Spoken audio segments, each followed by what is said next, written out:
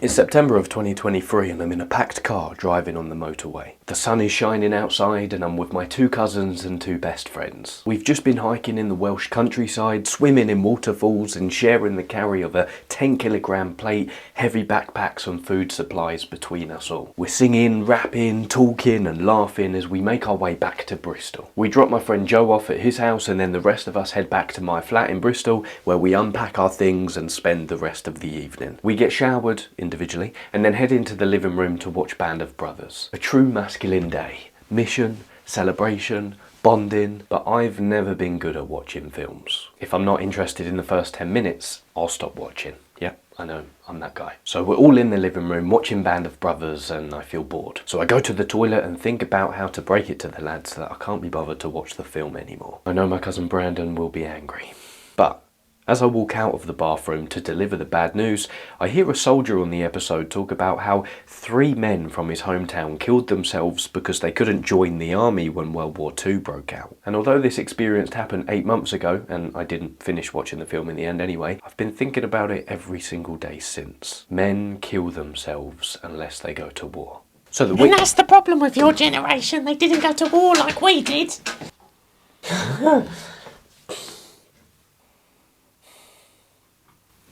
Sorry.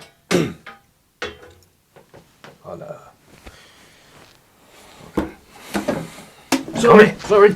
We can all agree masculinity is in crisis. It seems us men don't know whether we should become hyper-masculine, embrace our femininity, conquer a village, join an online community, or just curl up into a ball and eat Cheetos all day. And it seems the influencers online who try to remedy a solution to this problem all further fan the flames of our confusion. Because everyone says something different. Guilty. I'm adding a fresh perspective here. And while these influencers flash their cars, women, flamboyant lifestyles and promise that we need these things in our lives in order to unlock the good life and to feel more manly, they often fail to mention 2 key pieces to the manhood puzzle: initiation and purpose. The word initiation comes from the Latin word initiare, which means to begin. But the problem is that nowadays the map of manhood has got so lost, no one has a bloody clue where the beginning is. And this is exactly why us young men feel so lost. We've lost all sense of orientation to our masculinity, or worse yet, we realised there wasn't even any masculinity to orient ourselves to in the first place.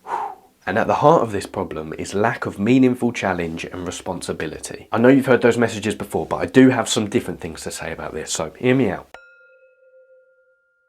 Whereas men of old would have faced physical challenges such as charging into a battlefield, carrying their wounded brothers on their shoulders back to camp, or waking up on a Sunday morning to realise all their crops have gone to pot because the neighbour's sheep decided to go on a hike during the night, the trials us young men face nowadays don't challenge us in a way which initiates our masculinity or brings meaning to our lives. Instead, our modern challenges are internet addiction, loneliness and fatherlessness. Modern society seeks to drain our mental faculties and lure us into a false sense of comfort, which seems appealing in the short term but is exactly what leads to a futile, sterile, docile existence, completely devoid of purposeful challenge, responsibility, meaning, and is instead full of late nights of loneliness, boring weekends where you're not surrounded by people you care about, and multiple questions thrown at the meaning of existence.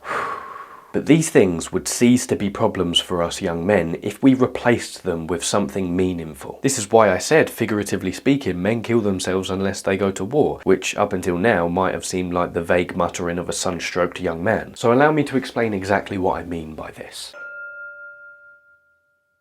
When I use the word war, I'm using it as a synonym for the word purpose, because, God willing, most of us probably won't go to war in our lifetime. Let's see what happens. Simply put, war provides you with an enemy to fight, a cause to serve, a team to operate in, fire in your belly, and a target to aim at. All things which contribute to feeling a sense of purpose. And it's crucial we understand this because purpose is a genuine psychological need. Don't believe me? Okay, well how is your purposeless existence going for you so far? Because for me, when I was 21 years old and I felt no sense of purpose and I had no clue why I was here on this earth or the value I could bring to the world, it wasn't going so well. Not for me, my ex-girlfriend, my friends or my family. You're lost because you don't feel purpose in life. You don't feel useful, valuable, or helpful. So you binge watch YouTube and you fall prey to every addiction under the sun in an attempt to fulfill these psychological needs or escape from the harsh reality that these needs aren't being met. And worse yet, when you're online, you're prey to these egotistical, insecure men flashing their flamboyant lifestyles, convincing you this is the key to the good life. But short-term fixes to unmet psychological needs is just like trying to treat the drip on your ceiling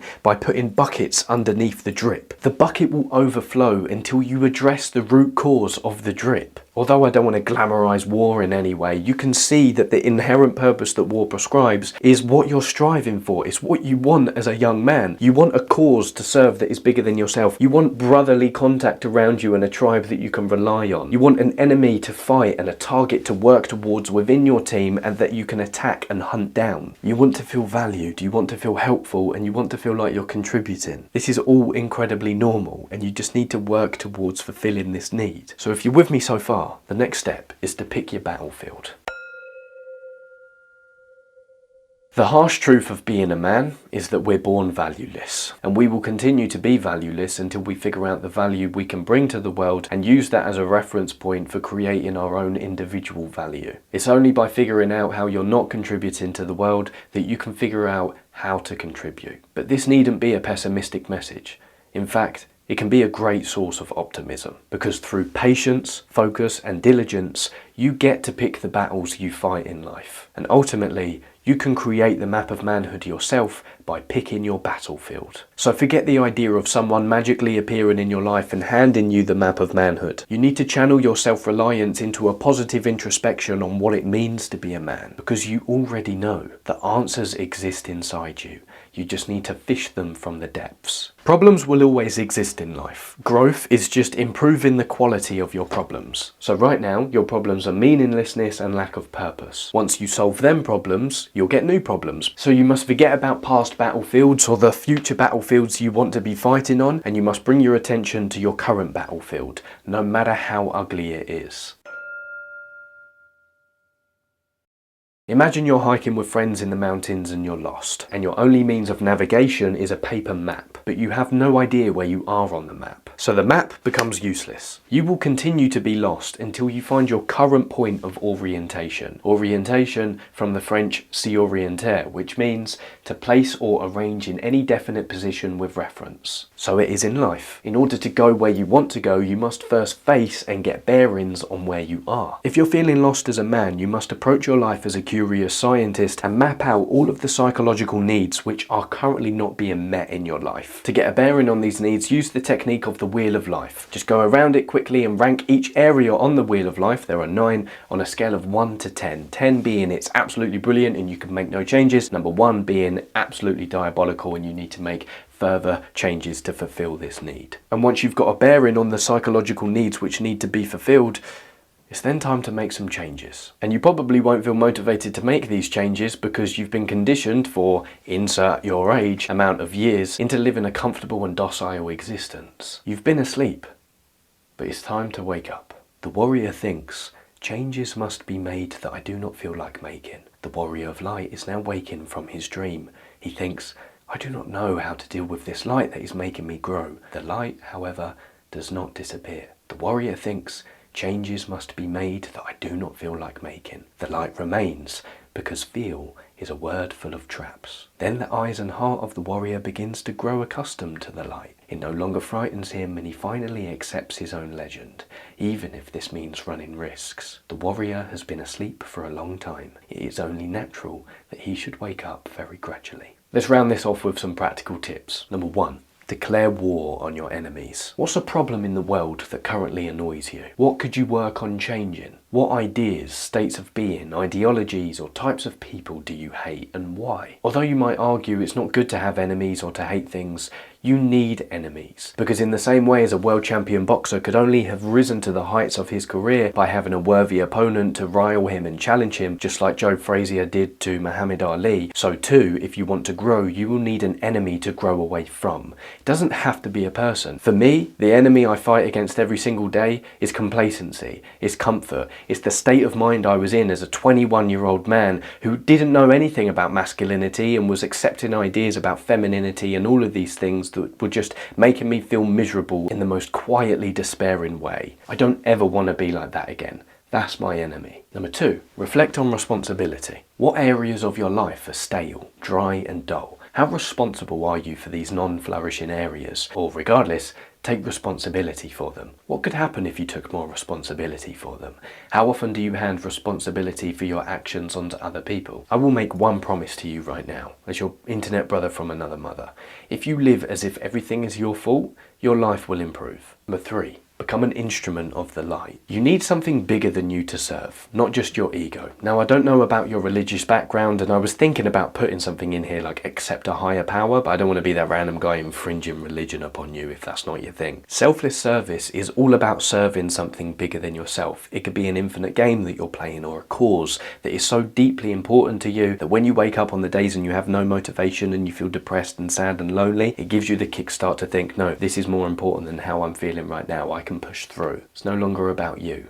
It's about your purpose. Number 4, a practical resource is Jordan Peterson's self-authoring program. You can find it online. I did this when I was 19 years old. It will help you map out a plan for your future, which will give you purpose and meaning to strive towards. It will help you map out your present, and it will help you get a sense of orientation on your past and where you've been. Number 5, book recommendations. If you want to understand how to radically change your life with actual neuroscience, philosophy and psychology, there's a book I'm reading at the moment called Psychitecture, which is all about becoming an architect of your mind. Start there. Number 2, 12 Rules for Life by Jordan Peterson, in a league of its own. And lastly, if these ideas of war whetted your appetite today, read the 33 Strategies of War, because a lot of what I was talking about, especially with declare war on your enemies, is based off of key chapters in this book. Bonus, the Bhagavad Gita. You'll read a deep spiritual story about a young man called Arjuna who is beset with the fact he has to wage war on his family, and he seeks counsel in the Hindu god Krishna. Stay disciplined, stay playful. Oh, moustache? Did you notice? Yeah, of course you noticed. Alright. See you in the next one.